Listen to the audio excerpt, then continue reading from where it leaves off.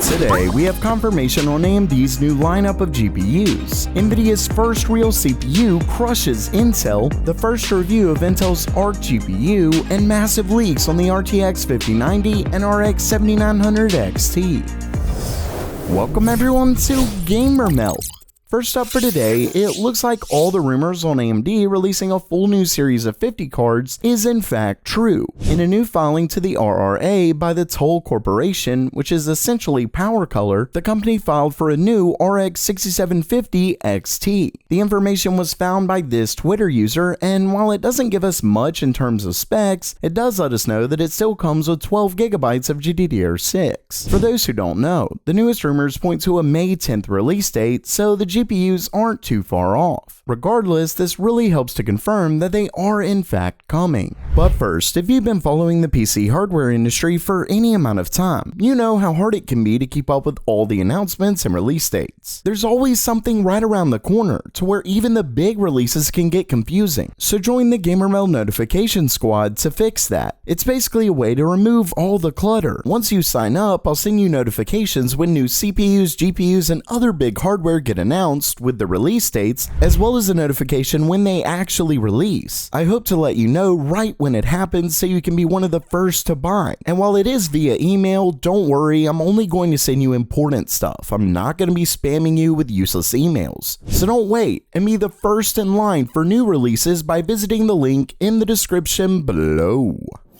Next up for today, it looks like Nvidia's first CPU is actually set to be a serious contender against AMD and Intel. When Nvidia originally announced their Grace CPU superchip at this year's GTC conference, they mentioned that it's 1.5 times faster than AMD's EPYC part, but that was of their last gen EPYC, so we didn't have a real benchmark against current gen products. Luckily, a new slide has surfaced that gives us a real look against current gen. According to the slide, Nvidia's CPU is 2 times faster and 2.3 times as efficient as Intel's newest Ice Lake chips, at least in the weather research and forecasting model that's used in HPCs. Of course, Intel is expected to release their Sapphire Rapids chips next year, but it's really interesting to see Nvidia's new chip compared to a current gen CPU, and the fact that it performs so much better is exciting. Remember that Nvidia's Grace CPU superchip is set to be the company's first real CPU. Of course, when I say that, I'm talking their first discrete CPU. I don't really think their mobile SoCs exactly count. Either way, competition is ratcheting up in both the GPU and CPU spaces.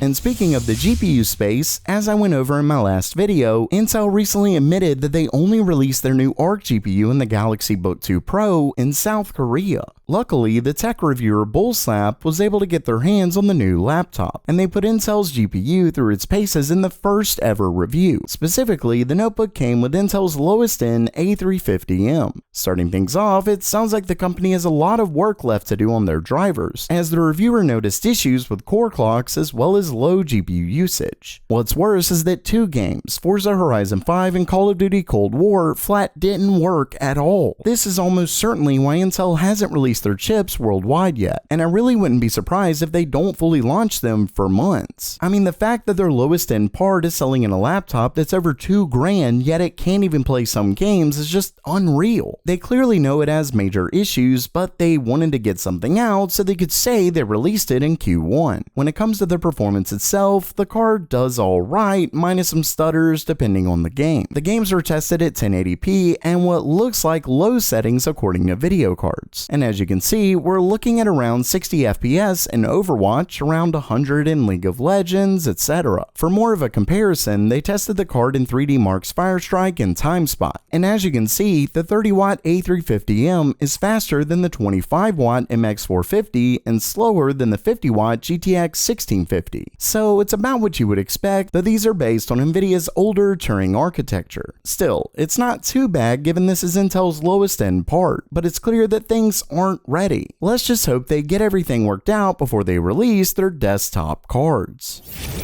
And lastly for today, we have two huge new leaks regarding both Nvidia and AMD's next-gen GPUs. For starters, we have an update from the infamous leaker Kopite7Kimi, and according to him, it's looking like we aren't sure if these will be called the 4000 series anymore. Of course, that was always a question given Nvidia technically already has an RTX 4000 series in their Quadro cards. For now, I'm thinking it would make more sense to call these the 5000 series, though just think of it as more of a placeholder for now. Either way, as you can see, he mentions the 90 part, so this would be the RTX 5090, and according to him, this is the 330 SKU. When it comes to specs, it apparently comes with 24GB of 21GB per second memory, so the same as Nvidia's current 3090 Ti. Not only that, but we're still looking at an unbelievable 600 watt power consumption, meaning even though these are expected to come with the new PCI Express 5.0 connector, those max out at 600 watts. So any kind of overclocking, including third-party cards, will likely require 2, and that means you're gonna need a bunch of 8-pin connectors. Remember that a full 600 watts requires 4, so even just a little overclocking will likely need 5.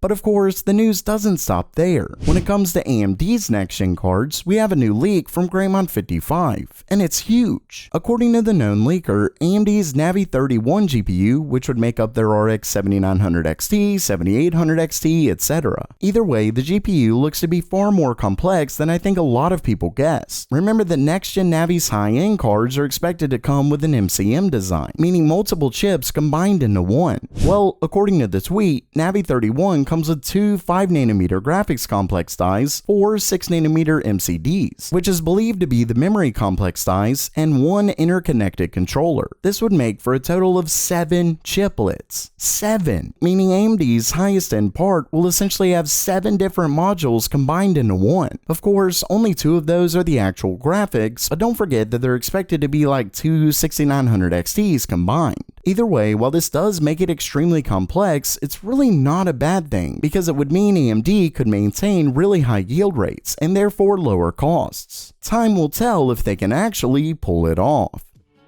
So while that does it for today, are you pumped for next-gen GPUs, or are you more worried for Intel's GPUs? Let me know down in the comments below.